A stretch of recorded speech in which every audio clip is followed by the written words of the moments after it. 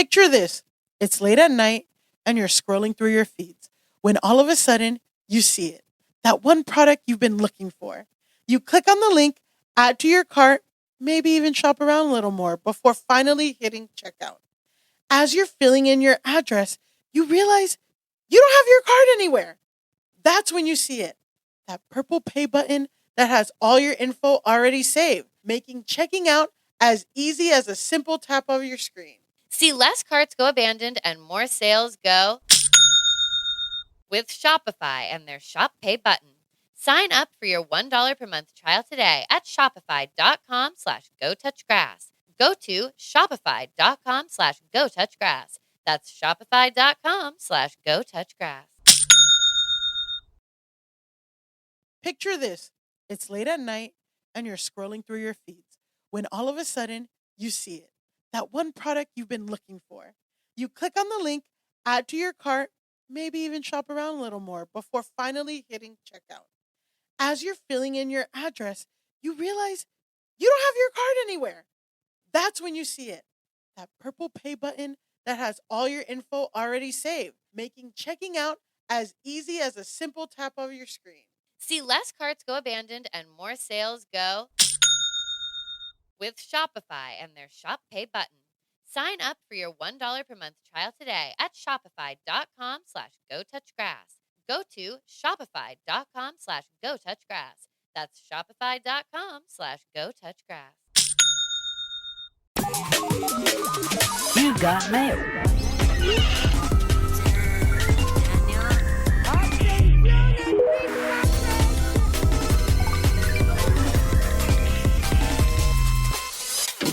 Hi, I'm Elise Morales. Millie is out being a girl boss in Chicago, and this is Go Touch Grass, the podcast where we log in so you can log off.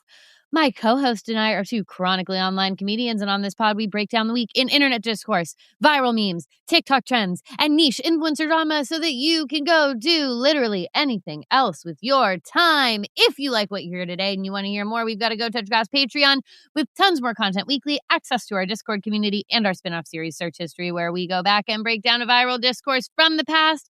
Don't forget to check us out on YouTube, where we have full video episodes up every week with extra moments you don't get in the audio.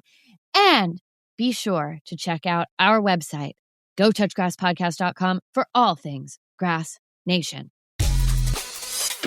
All right, everyone. So as I mentioned, Millie is out of town right now. She is in Chicago, but we have an amazing guest co-host stepping in today. You already know her because she was on the podcast back in September 2024 when we talked about a makeup artist who got kicked out of a wedding, and also Shannon Sharpe accidentally live streaming himself during sex. Who knew that would be like the least offensive thing that Shannon Sharpe would do? Yeah. Because now he's so much worse. Now that was like almost charming. But if you did not recognize that voice already, she is also one of the hosts of a podcast of her own. It's The Moment Live. You know her, you love her. It's Meredith Lynch. Meredith, thank you for stepping in. Thrilled to be here. Thrilled to be the makeup artist to your bride. Yes. And you know what? You know what's so funny is we are getting into a bridal topic yet again today. But we are. So stay tuned for that. But first, we do have a software update. And I know this is, I'm so excited to have you because I know you can just dive right in. Last week, we talked about Alex Cooper and Alex Earl, which, you know, is a rich tapestry of a subject. But there have been updates since last we talked about it, because as Millie and I were recording our episode last week, Bloomberg released this article on Alex Cooper's Unwell network called Inside Alex Cooper's Unwell, Tears, Screaming, and Employees Looking for the Exit. Have you read this article? It was paywalled. Okay, so I am obsessed with this. We covered it on my show as well. Yeah. And I will say, yes, I've read the article. And I think it's really an interesting topic because there is something about like how responsible do we hold women to the actions of their husbands? Yeah. right? Like, I often think when I see something, this happened like when Eric Swalwell, all the allegations came out about him, which I believe to be true, but I'm going to call them allegations because I'm sure he's a big Go Touch Grass listener. Listen, you know what? I've been on a Zoom with Swalwell before, so I'll say that. Me too. I know. He was around. He gave us his phone number. He was around. He gave us right. You posted about that he like gave out his personal phone number on a Zoom thing. I mean, he was like, especially when Millie and I were both doing stuff with Betches Sup, like he was a guy around doing stuff. Wonder why. But anyway, all of that to say, a lot of people were like, oh, where was his wife and all this? And I'm like, well, we don't really know. And I don't think that's fair. Yeah. But with Alex Cooper, and I'm not saying yelling at employees is the same as SA people at all. But what I'm getting at is Alex Cooper runs this business with her husband. So she kind of is responsible in some ways for his actions. And if she doesn't know about them, then she's not this stellar businesswoman that she has made herself out to be. Yeah. So to backtrack for our listeners, so this article comes out in Bloomberg and it is mainly focused on the behavior of Cooper's husband, Matt Kaplan, who we briefly discussed last week, but like, he's a major Hollywood producer. He produced To All the Boys I've Loved Before and all the sequels. That's like, really? Yes, that's what Matt Kaplan's like producer claim to fame is the To All the Boys I Loved Before series. There's other stuff too, but that's like the big one. And he is the co-CEO of Trending Media in charge of day-to-day operations. And supposedly, like, Alex Cooper's main focus is Call Her Daddy. But as you said, like, it is Alex Cooper's business. And part of Alex Cooper's whole story, I watched the documentary and stuff, is supposed to be that she's, like, the boss bitch of podcasting. So, yeah. Yeah, it's interesting. I mean, basically, I can go into some of the stuff in the article, but basically it says that he's got a reputation for yelling at staff. This is from the page 6 recap of the article. One witness claimed Kaplan berated the staff on Cooper's new show, Unwell Winter Games, and threatened to prevent them from working in Hollywood if they messed up, allegedly causing a seasoned crew member to burst into tears. So he would like threaten retaliation. And then the article also references a producer who threatened to leave during the Alex Cooper documentary, which I remember from the documentary. But there it's framed as them being like not able to handle the tour schedule. But then a source told Bloomberg it's actually because Kaplan was yelling at people and berating people and all of this stuff, which is interesting because I would say that Kaplan is framed very positively in the documentary as kind of like her knight in shining armor. Like she finally, after all of these years of having to do the glug glug method and do all of her sexual tricks, she finally found a good man. Isn't she like 30? I think she's 31. Yeah. Like, I mean, so she's probably known this guy for like at least a few years. Yeah. So I'm like, girl, you were not out in these streets for as long as you like us all to believe. But I mean, here's the thing. I don't think that, you should probably be screaming at employees. I don't think you should be threatening retaliation. I mean, it's one thing like for someone to yell and be like, hey, that was wrong. But it's another thing to be like, I'm going to make it so you'll never get a job again. Like to me, that's so much worse than yelling at someone.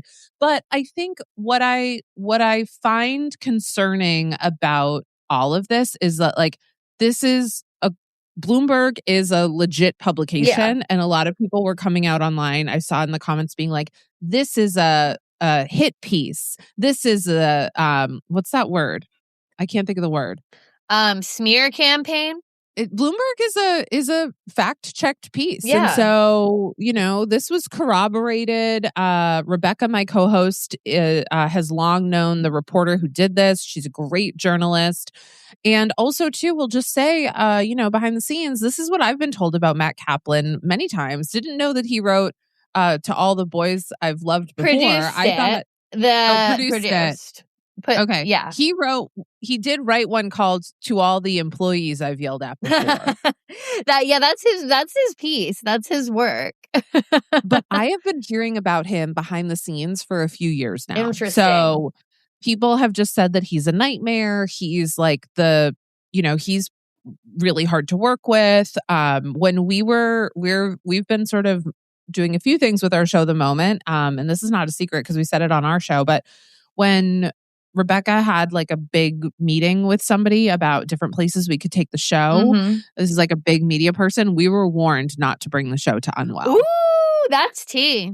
That's tea for sure. I mean, it's interesting, like, that this is all coming out in conjunction with kind of this like unrelated drama that's happening. Like Bloomberg must have been working on this piece for a long time, because I saw some stuff online that's like Alex Earl's people must be working day and night to get this hit piece out on Alex Cooper in time. I feel like it must just be a coincidence given how reported it actually is. But I just think the House of Cooper is in disarray, I think, across the board. And I think Bloomberg sees the in and they're like, fine, let's pull the trigger. We talked about this again, not to plug my show. No, we of talked about this on course. our show, but there's another piece coming out on Alex that's Whoa. gonna be even bigger. Okay. So I think that everyone's kind of jumping on the train, and also like Dave Portnoy has a memoir coming out soon. Sorry, that just the words Dave Portnoy has a memoir really I had to let that wash over me for a second. And also, obviously, Sophia Franklin has a memoir coming out that really looks like it's going to be an expose around her relationship with Alex. So I think that like and also like Unwell, like please name 3 shows that are on the Unwell network that are not Call Her Daddy. Well, it's not Hot Mess. It's not Brianna Chicken Fry. Brianna Chicken Fry's friend has one? Correct. Okay. That's really all I know. That you know the name. Yeah. The Burnouts one is also, or as I like to call it, Phoebe Gates avoids the Epstein files.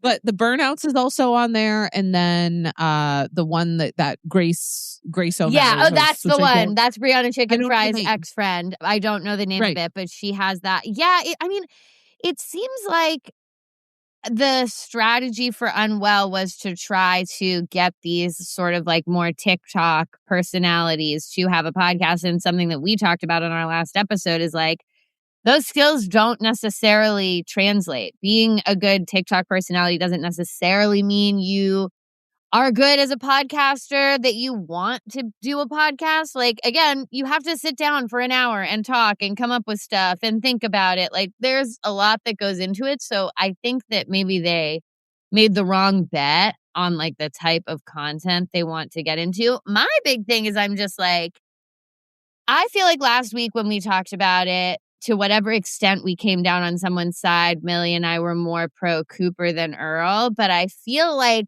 and I think that sentiment was generally reflected in the world, but I think if a lot of negative press starts to come out about Unwell and Alex Cooper, it kind of puts the Alex Earl stuff in a different light, because it's like, well, maybe they were really hard to work with.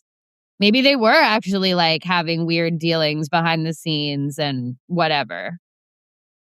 I mean, I think that one of the big differences between Alex Cooper and Alex Earl is that Alex Cooper seems much more mature than Alex Earl. Yeah.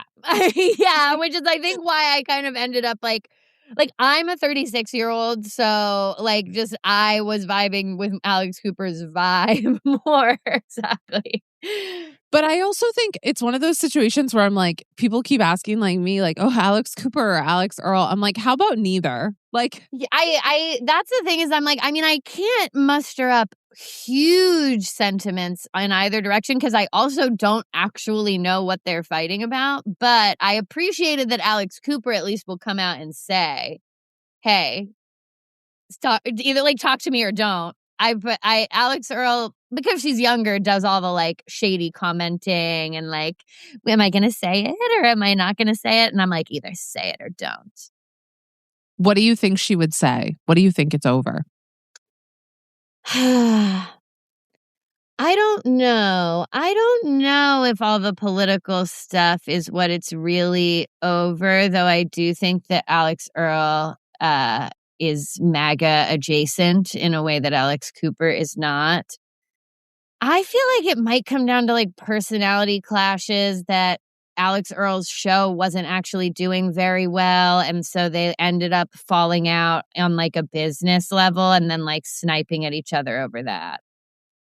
That's what I think too. I think it's like probably not, most friendships too, and not because of like one huge single thing. It's usually over like lots of little things that add up, and then something finally breaks the camel's back. And I think that is what happened with these two. I feel like there's an element too, especially now that we're learning more about Matt Kaplan, is that it seems like Alex Earl's dad, her dadager, who is very Trumpy and whatever, and who knows, like it seems like he's an intense personality. And if Matt Kaplan is the one who's doing the negotiating on the Cooper side, I mean, there was already, we talked about last week, reports that like those two were clashing. So it could also be that those two were fighting pretty hardcore and like trying to be in like a big dick competition with each other, which seems likely with these two types. Maybe those two could make it work. How about a podcast of Alex Cooper's dad and Matt Kaplan? Like working it out and working out their like rage issues. I would listen to an episode of that and see what the vibe was. Same. Speaking of men who need to work out their issues. Speaking of men who need to repent, who need to look inward. It's time for today's discourse, and I'm sad that Millie is not here to talk about this because this is very distinctly in her area of expertise. But we do need to talk about Megan Thee Stallion and what has happened. Obviously. So for anyone who doesn't know, over the weekend, Megan Thee Stallion posted an Instagram story announcing the end of her relationship with NBA player Klay Thompson. The story read, cheating, had me around your whole family playing house, got cold feet, holding you down through all your horrible mood swings and treatment towards me during your basketball season. Now you don't know if you can be monogamous? Bitch, I need a real break after this one. Bye, y'all. Meredith, where were you when you heard this news? You know what? I don't know where I was, but I had my first thought that I always have when I see something like this, and it is one headshot per household. Yeah, literally. It's to see Megan Thee Stallion going through something like this. I think everyone's reaction was like, not Megan, not again for Megan. Also, too, like the monogamous part, I kind of locked in on because like polyamory's really having a moment. I was going to say, this has not been a good several news cycles for polyamory between the Lindy West stuff, between the Lily Allen album. Things are not looking good for guys who say that monogamy hurts their mental health or whatever it is that they're going to say. And I'm like, I guess there's the polyamory piece and then there's the non-monogamous piece. And I kind of wonder, because I want to like acknowledge that there are some people who like for them polyamory or non-monogamy seems to work. But I think what's happening though is like people are starting to become very entitled to that if it's the thing that 50% of them want. And it's like, well, you just don't understand my lifestyle. And it's like, yeah, I don't think that like, is it your identity? Like, it's not like that's where I think it's getting very muddled. Yes, it is absolutely a relationship model that works for a lot of people and has worked and like is a thing. I think what keeps coming up again and again is this concept of guys who use it as a shield to fuck around and to find that the bad bitch queen herself, the number one hottie, is also being subjected to this. I think it was like a record scratch throughout the internet. People just immediately started freaking out. So just to give a little background for our listeners, Klay Thompson is a 4-time NBA champion who became famous during his time playing for the Golden State Warriors, but now he plays for the Dallas Mavericks. I don't know anything about basketball, but based on my research, it seems that he is good. And he was part of something called the Splash Brothers alongside Steph Curry because they are both recognized as some of the best shooters in the NBA. So he's good.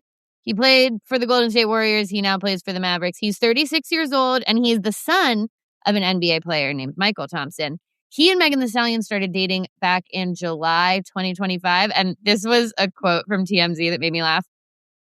The pair confirmed their relationship last summer when Klay first appeared in the background of Megan's poolside thirst traps. Splash Brothers? Is that how he got the name Splash Brothers? I know. I'm like, wow, Splash Bro in the back of the poolside thirst trap. That is like, I mean, that is a way to I guess is that a hard or a soft launch to have him in the background of your poolside thirst trap? I feel like I think that's a soft launch. Right. I think it's a soft launch because like you could just be having a pool party or something. Yeah. I feel like a hard launch, you have to like have a caption that solidifies. I guess I would maybe need to see the caption on this. I don't know about the caption, but this I think that's a soft launch. They hard launched at a red carpet event, like a little bit after that. And basically the vibe around this relationship is that like, look, you guys can look up Klay Thompson. He's not the cutest basketball player. He's not the hottest NBA player. Okay, I don't even really know what of course. But I would say, like. Yeah, he's like goofy looking, but people were like, you know what? This seems sweet. It seems like he's being really nice. It seems like they're taking a lot of cute selfies together. And I found all these weird random AI compilations of like her going to his games and cheering him on, and they're walking and they're holding hands. And did you find him? Yes, I did. It's always these ones that fuck you over, by the way. It's always these ones. Like, also too, I'll just say Klay, another big him and Eric Swalwell are probably listening right now. But Klay, 36 in the NBA is basically, I would say 36 in the NBA is 65 in the real world. Yeah. So like you don't have many years left in you. And who do you think has a longer term career ahead of them? Yeah. Who do you think's going to be around for a little bit longer performing and doing things? Like you don't have much longer to be pulling a Megan Thee Stallion if you could ever pull a Megan Thee Stallion at all. So to fumble her is, I mean, it's very disturbing. So, okay, so I wanted to break down each line of the Instagram post because I feel like each line is its own conversation starter. So starting with number 1, first word, cheating. So he's been cheating on her, which is crazy. Just like that. I also don't know how people cheat anymore. Like, because it's like you can track people. There's phones. There's like people take like look at this Mike Vrabel, Diana Rossini situation. Oh yes, where put a pin in that. It's people were snapping photos because they thought it was his wife. Okay, like it's really really crazy to me the way that people now, especially that like. I don't know. I don't actually share my location with that many people, but the youths, they're all sharing their location with each other. They know where each other is at all times.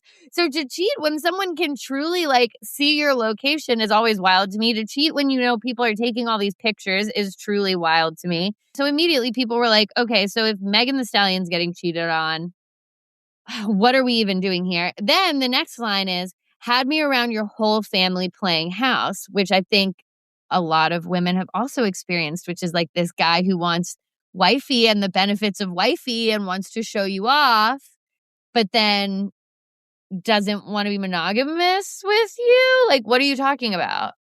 Those are the type of guys that like, if you leave them for like 6 months, they come crawling back. Absolutely. Oh, I'm sure he's already sending her like the saddest messages and being like, oh, please, Megan, blah, blah, blah, blah, blah. Because then we get to these next lines where she's like holding you down through all your horrible mood swings and treatment towards me during your basketball season. Now you don't know if you can be monogamous, which is just like, that is the gauntlet thrown down. So it's like, oh, you want me to spend time with your family. You want me to be emotional support for you when you're sad after your basketball game, but you don't know if you can be monogamous. Also, too, like, ooh, his bad mood. I know. Ugh. I know. I just don't think if you're that wealthy, you really like. I understand. I said this the other day about Tom Steyer because I find him to be incredibly cranky, Yeah. and he's running for governor here in California, and I just find him to be cranky. And I just think if you are that wealthy, there's really only a few things you like. You can be cranky if like you find out you have prostate cancer, Yeah. or like a family member dies. Sure, Yeah. be cranky. And so I would argue that like I'm not saying you have to be happy all the time if you're that rich, but I just don't think you can be cranky if you like have a bad game or like when you're that wealthy. Yeah, when you're that wealthy and your girlfriend is Megan Thee Stallion, like I think that you kind of just need to work on a baseline of like jolliness is what I'm going to need from you. Is I'm actually going to need you to be pretty jolly. On a day-to-day basis. So, I mean, I think people related in a huge way to that. And I think it's also interesting when we're talking about like, obviously we're also having this conversation about like Sierra and Summer House and now Megan Thee Stallion. And I think a lot of like Black women relating to the conversation and being like, look at how we're treated by white men and Black men alike. Like, look who's allowed to be like claimed and wanted and treated with respect in public. Like, you can't even be Megan the fucking Stallion and get this guy to be monogamous. Are you kidding? Yeah, I'm like, who's he hanging out with? I sound like a mom in the 90s. I'm like, I want to know who your friends are. Yes. Literally. Who? That's the problem. Who are you cheating on Megan Thee Stallion with? Who are they? So where we're at now with it is like after the post, Megan's reps released a statement to TMZ that read, I've made the decision to end my relationship with Klay. Trust, fidelity, and respect are non-negotiable for me in a relationship. And when those values are compromised, there's no real path forward. I'm taking this time to prioritize myself and move ahead with peace and clarity. Klay Thompson, of course, has said nothing. And I think the other element that we haven't mentioned here is like, everyone wants better for Megan Thee Stallion after all the Tory Lanez stuff. Like, we wanted her to be with a nice guy who's not subjecting her to horrible mood swings and cheating on her and saying he can't be monogamous. She needs a non-famous guy. I know. I'm like, who can we set Megan Thee Stallion up with? I know, like, isn't it Jennifer Lawrence who like met an art dealer or something? Like she went to buy art from this man and that's her husband is like the guy that was selling the fancy art. Really? Yeah. I think that's who Jennifer Lawrence's husband is. And it's like, I think we need something like that for Megan Thee Stallion, is someone who is on her level in terms of cool and interesting and like career oriented, but actually has not pursued fame or even like in any type of way. Like I said, no headshot. Yes. Like whatever, maybe like a bio on a website. Yes. But like, I just don't think, I think that two industry people can either be really good or really bad. Yeah. It really just depends on the type of industry person. Yeah. And like I honestly think a lot of times it comes down to that if the man is ever going to be, even in a period of being the less successful person, that man has to be so secure. And I've only seen a handful of them that have done it. Like, but they really need to be like a super duper level of secure.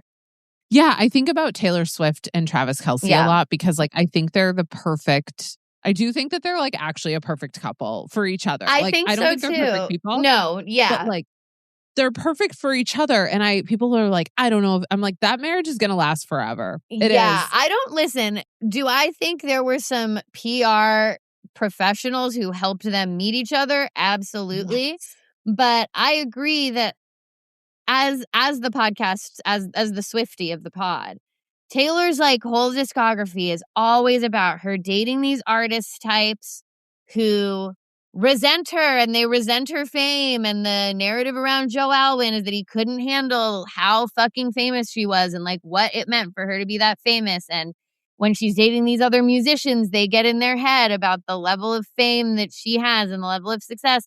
And I think Travis Kelce, number one, deals with an enormous amount of fame and success on his own, but in a completely different arena. And it doesn't threaten him for her to like be a pop star. He when he goes to the Eras tour, he's not like, damn, why isn't my music reaching this many people? He's like, whoa, she's amazing at dancing. Look at all there's so many lights.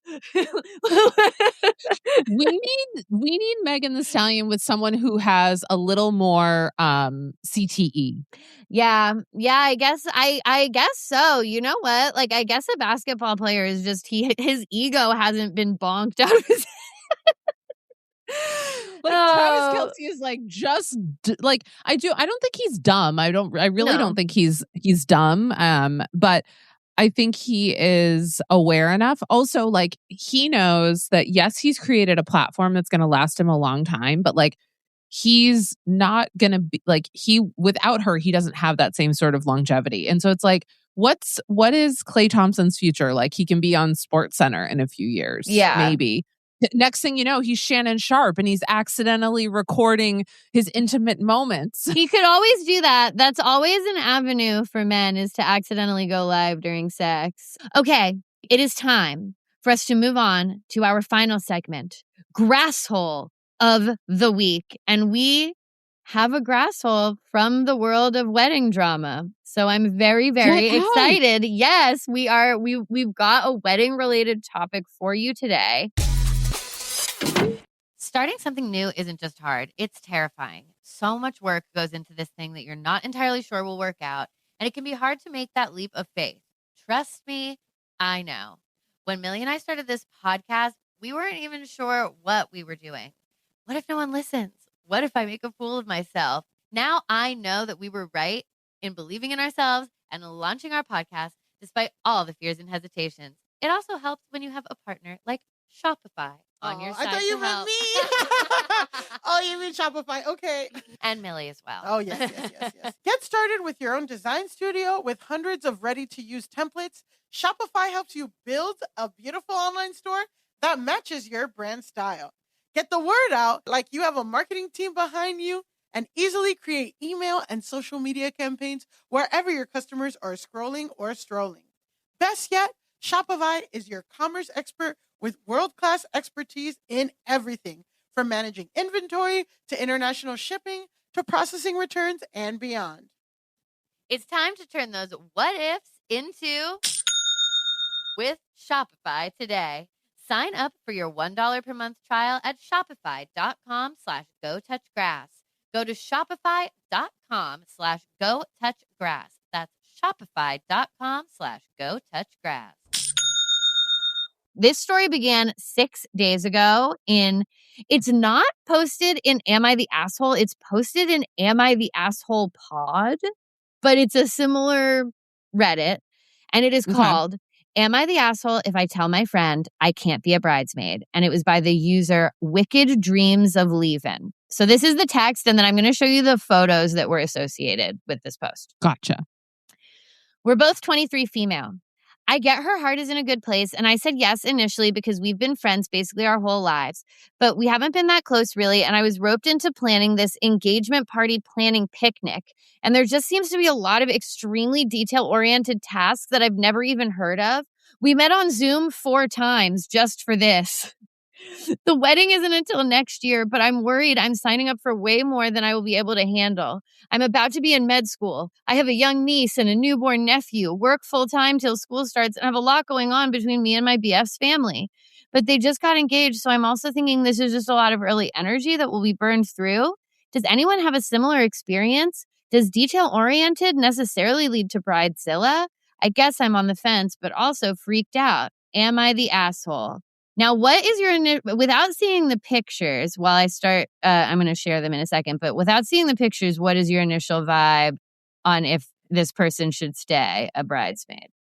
You have to stay. You have to stay. You already committed. That's my opinion. Okay. Let's see if the pictures change anything. So this is a picture from the picnic. You can see this is a laminated agenda. And then there's also a cake stand where the bride, it's just an image of the bride. It's just a solo bridal cake stand. Love that. The agenda says 5:30, mingle, review, save the date samples, review photog samples. 5:45, engagement party brainstorm. So there's a 15-minute mingle. 6 o'clock, Bachelorette party brainstorm. The question is, how far are we willing to go? Which I think is like, obviously they mean like, how far can we travel? But I think that there's like an ulterior implication with this ride. Like Mars? Or like how much will we spend? Yeah. How many days? We're away for a month. Yeah. How far are you willing to go for me? How far are you willing to go? 6:45 is attire mood boarding. Okay. Then we get another picture. This is another laminated document that is the engagement guide for Jemily. So I guess that's our that's their couple name. I didn't realize we were still doing those in 2026. Very We much. gave those up with hashtags. Jacob and Emily are very much doing Jemily. Under do's and don'ts, do's, use hashtag Jemily for all media. Do use the Jemily wedding. Then she lists the different fonts that you're allowed to use. Well, I guess making your own bespoke content about Jemily and the Jemily wedding. Like, I don't even know why I would be selecting a font about this. Well, she's like, you're going to make a banner for my bachelorette party. Right. And so these are the fonts. It needs to be the right font. Because I'm like, Correct. You can't even do fonts in Instagram. Right. I was like, that confused me. Okay, these are the don'ts. Don't use Jemily or MCOB. Do not use either of those. Do not say Jemily's wedding. It is the Jemily wedding. It's not Jemily's wedding. Do not engage with or write unsanctioned variations.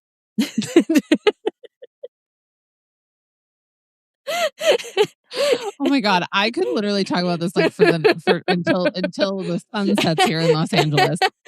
It's also so funny because I think that on Instagram, at least, like hashtags actually don't do anything anymore. Like I think most platforms have actually gotten rid of hashtags. Yeah. So do not engage with unsanctioned variations has really got me.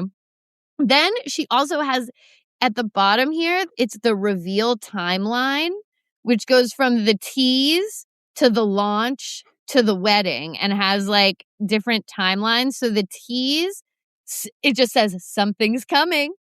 And then the launch is like, Emily must post all content first. And then you can post your content. And then the wedding, here it is revealed that the wedding is taking place on September 11th.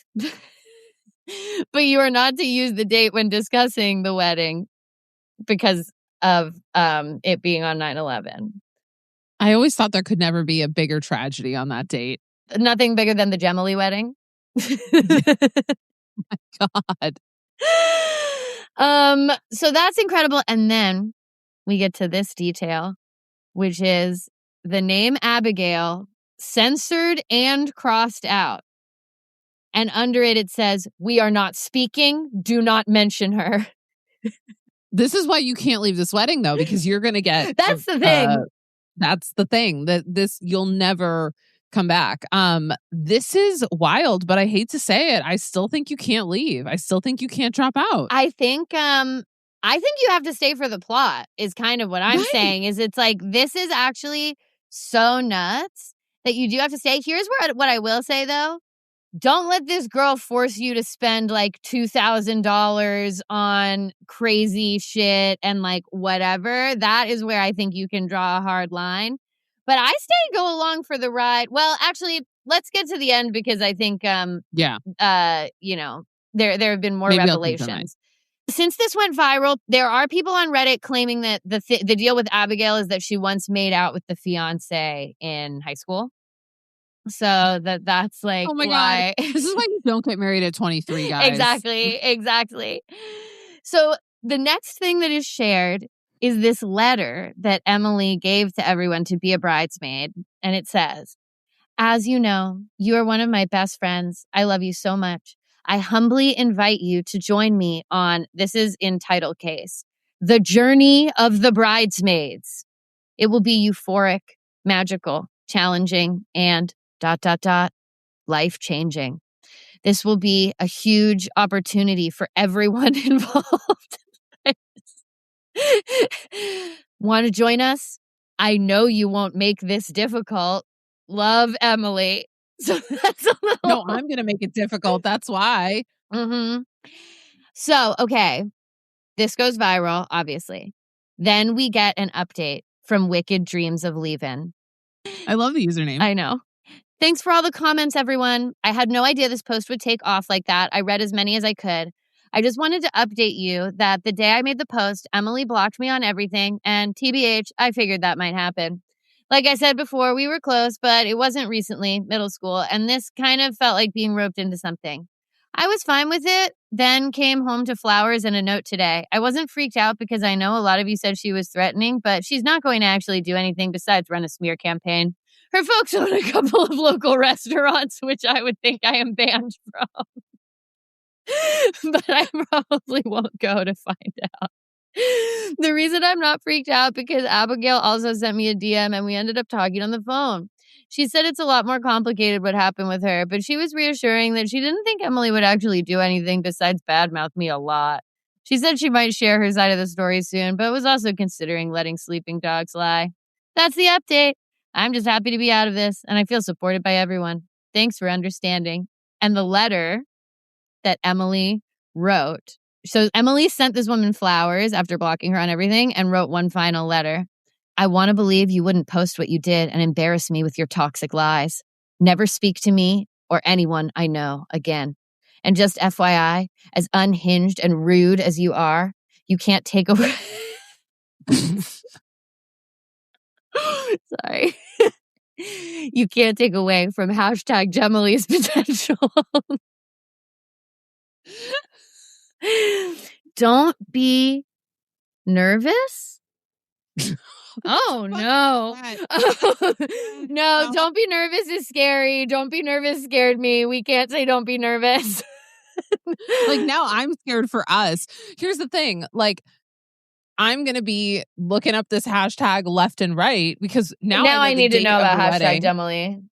If you were to ever find yourself in this situation, though, Grassholes, this would be my advice to you. If you wanted to maintain the friendship, it sounds like Emily is like completely unhinged, but if you wanted to maintain the friendship, I think what you do is as soon as you realize it's getting out of hand, you don't back out. You go to them and you say, I love you. I'm so excited that you're getting married. I'm concerned that I won't be able to bring the fullest self that you need for this day to this wedding. And so I just want to set expectations with you. And if that means that I'm not in the bridal party, that's okay. And I can't wait to come celebrate with you. Yeah, you have to like put it on them and be like, you deserve the world, Jemily. Like, Jemily has to be amazing. And I'm just going to bring Jemily down. Okay. So, Emily, for the crime of getting so lost in the sauce of wanting your wedding to be viral on social media that you went bad viral on social media before it even happened, we must say, go touch grass. Meredith, thank you so much for doing the show. Please remind all of our wonderful listeners where they can find you, follow you, listen to you, and all the amazing things. Find me at Meredith M. Lynch, and then my show, The Moment Live, streams all the places you see my faces. Incredible. You can follow me at Pandalise on Instagram, at Elise Navidad on TikTok, and at Go Touch Grass Pod on everything. And until next time, go touch grass. Go Touch Grass is created and hosted by Elise Morales and Millie Tamares. And our theme song is by Doug Wydick.